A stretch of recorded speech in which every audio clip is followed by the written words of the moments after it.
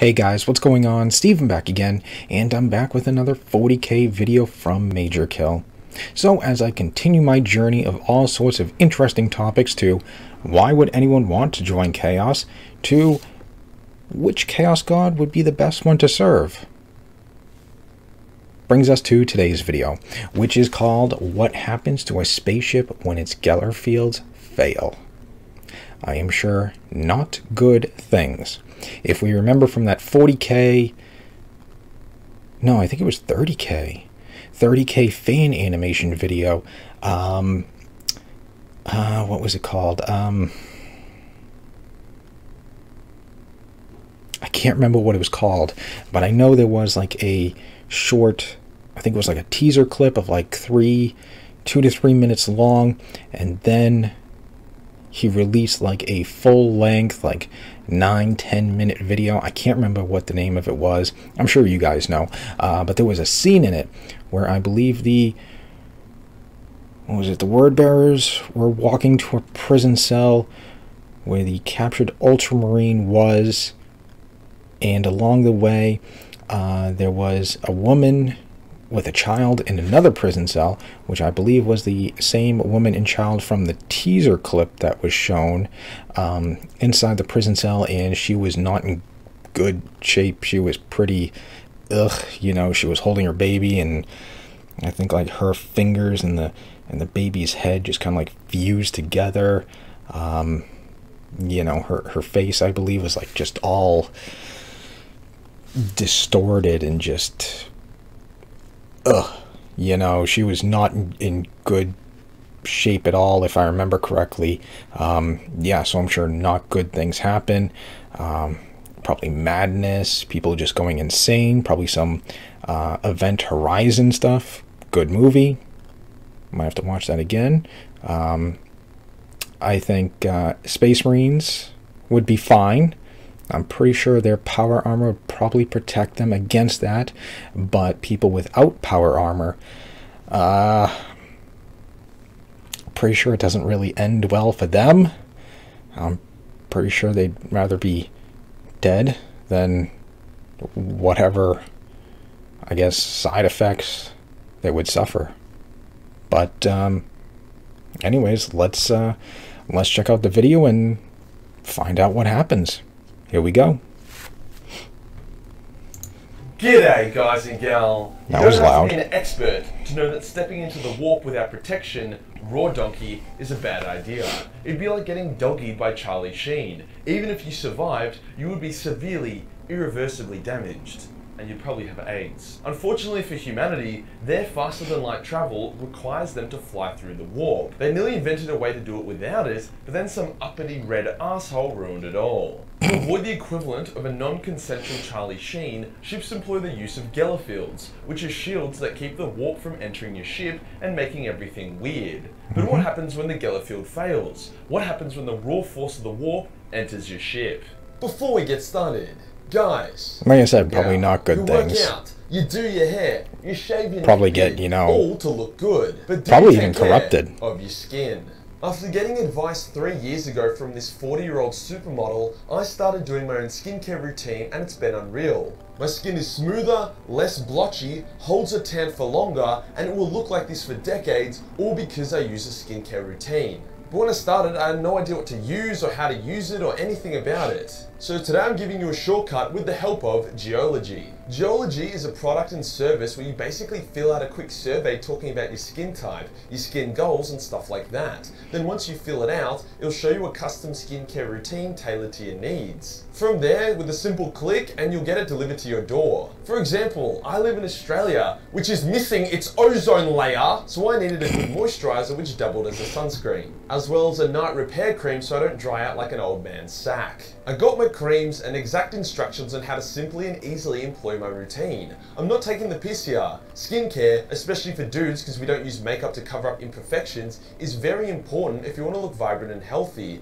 Here's the best part. Geology is offering 50% off their trial skincare package. When you use my link below or type in geology.com/majorkill, That's geologie.com/Majorkill. Huge cheers to Geology for sponsoring this video. Today we'll go over what happens to you and your ship when your Gellar field fails, using in-law examples to demonstrate just how shit it truly is, even for something like a space marine. Let's get into it. Maybe I was wrong. Maybe space marines aren't immune? First things first, what is a Gellar field? For the longest time, we were told that a Gellar field was a machine tucked in the bows of a ship that projected the protective anti-Charlie Sheen field when a ship was undergoing a warp jump.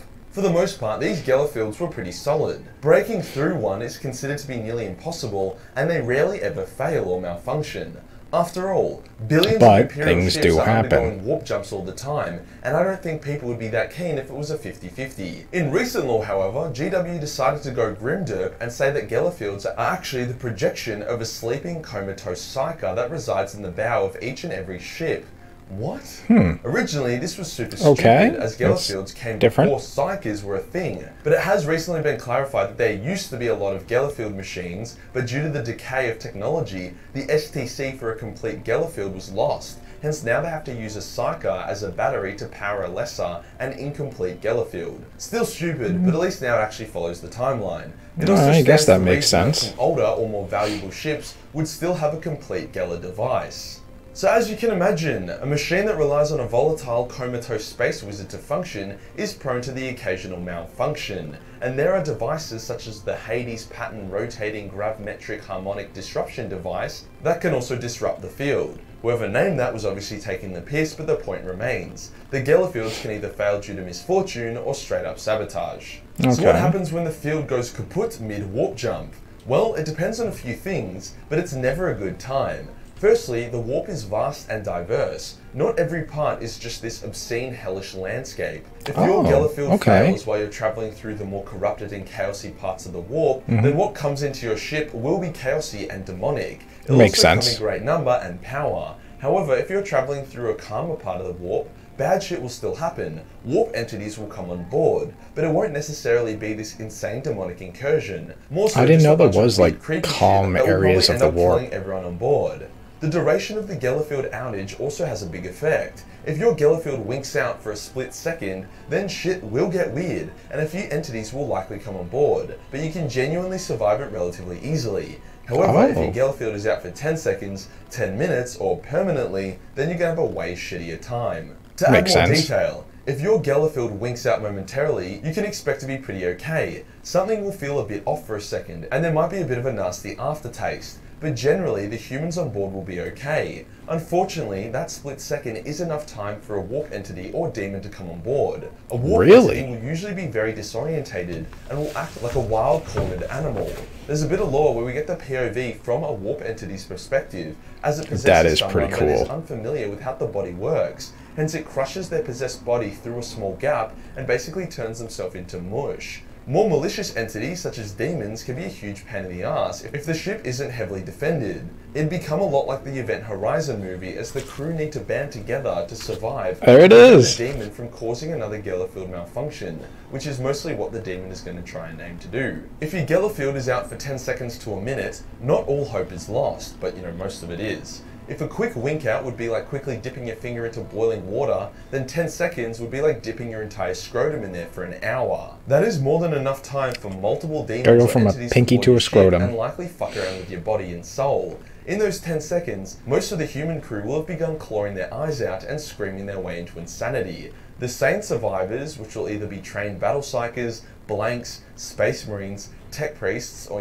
main characters, will then have to band together and fight off the large demonic incursion that would now plague the ship. Most ships that have a significant 10-second or more Gellar field malfunction are doomed, especially if the part of the warp where their field fails is extra hostile, as most of the crew would either be torn apart or possessed by demons. The few survivors would then need to purge the demons and possess from their ship, which by this point would be a very tainted ship. That's crazy, within 10 seconds. Broken, or you enter the warp without your Gellar field on like the fucking idiot you are. Surprisingly, this isn't a 100% mortality rate. I mean, at least as long as you have your own way of not getting your soul sodomized and your ship eventually returns to real space. I say it isn't 100%, but it's still like 99.9942069%. There's a quote So pretty that says close. that when demons enter real space, it's like they are drowning. It's not their home, and it's not pleasant for them to be here. But when a human enters the warp, it's like jumping into lava. You burn from the inside out. During the Horus Heresy, a word-bearer ship was chasing Corvus Corax's ship.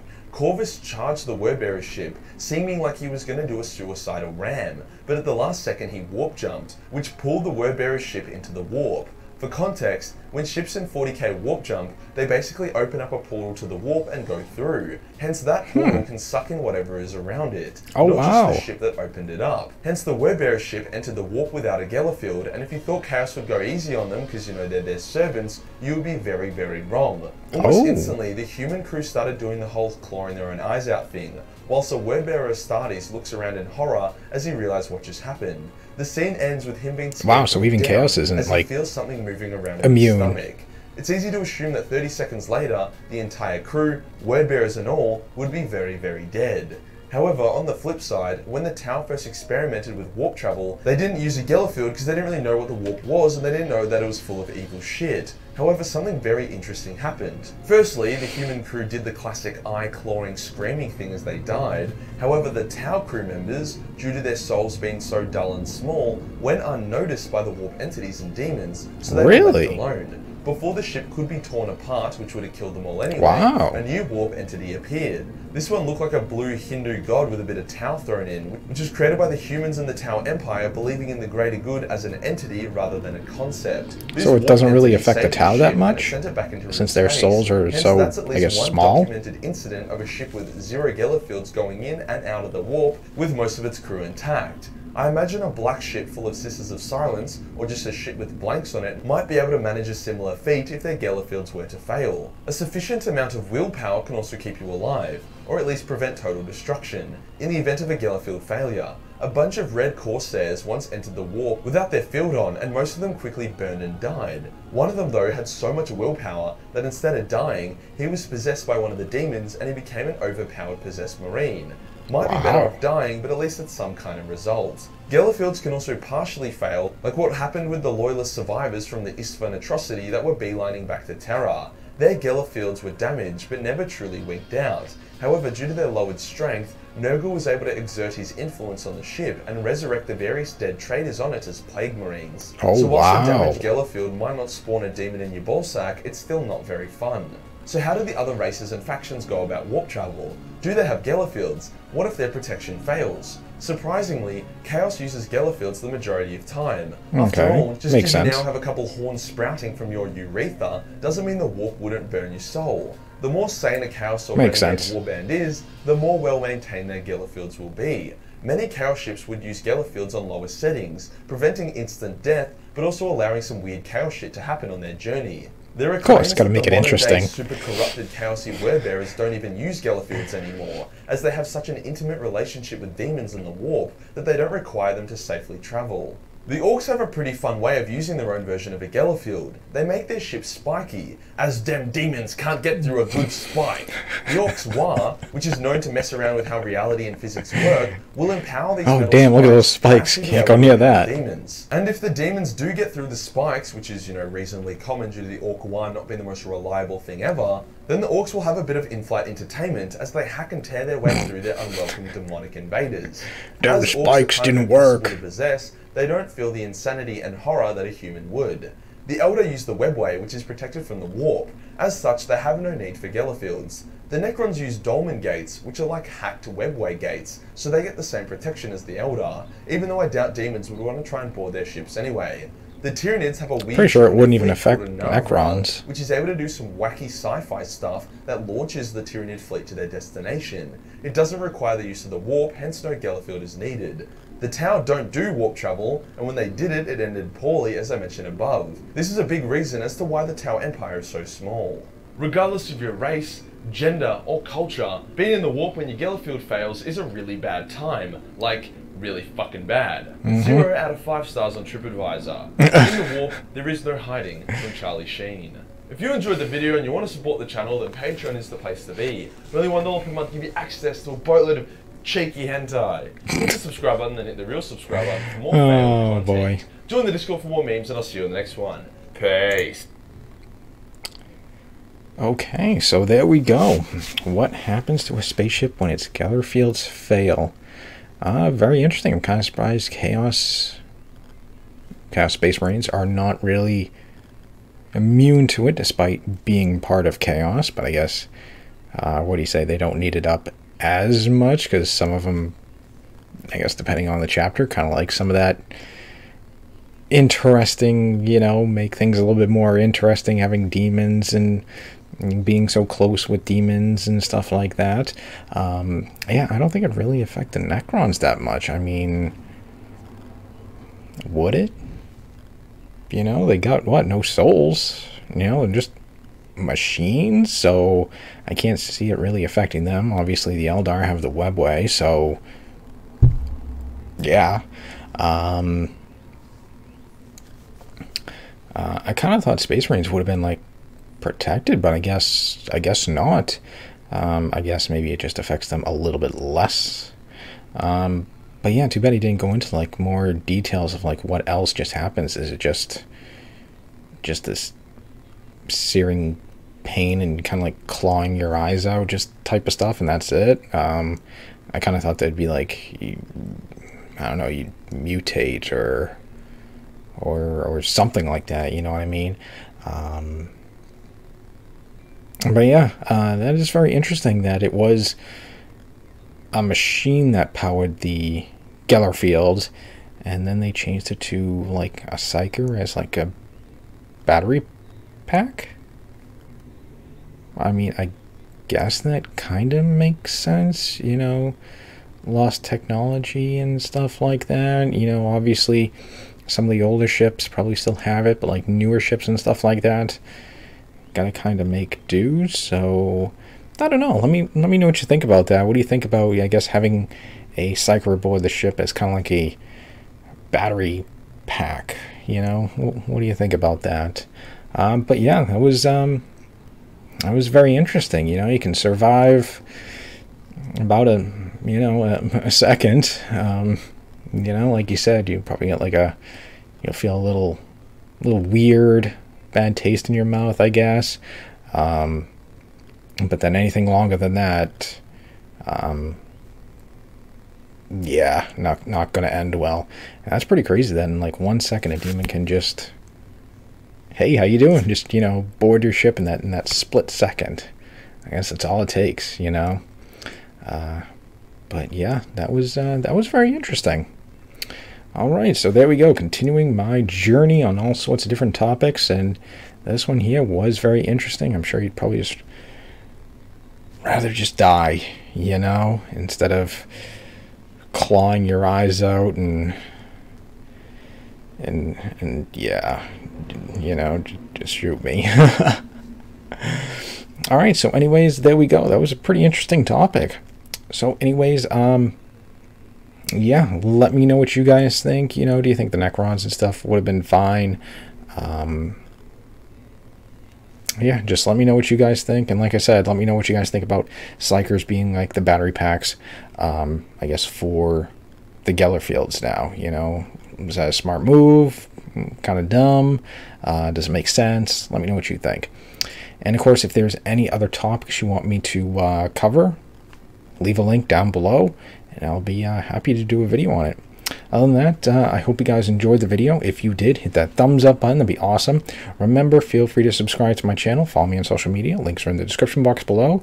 And other than that, yeah, just stick around. More videos are on the way, and I will see you guys next time.